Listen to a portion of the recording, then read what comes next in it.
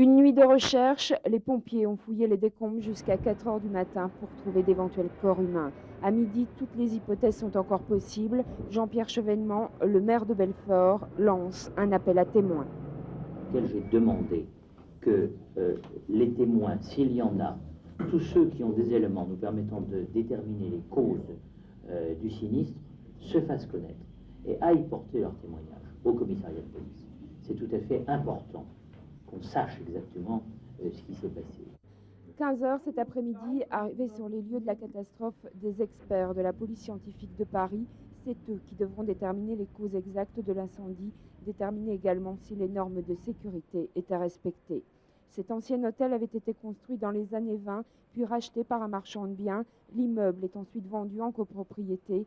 Depuis 1982, les parties communes étaient gérées par la Gestrim. La toiture, la cage d'escalier et la façade avaient été rénovées par le syndic ces 2 dernières années. À ma connaissance, cet immeuble, en ce qui concerne ses parties communes, était en état convenable.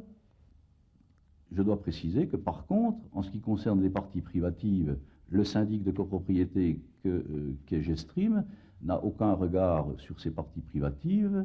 Tous ces appartements appartiennent à des copropriétaires qui louent ou eux-mêmes ou en passant par des agences, mais il se trouve que notre société Gestrim ne gère aucun appartement dans cet immeuble.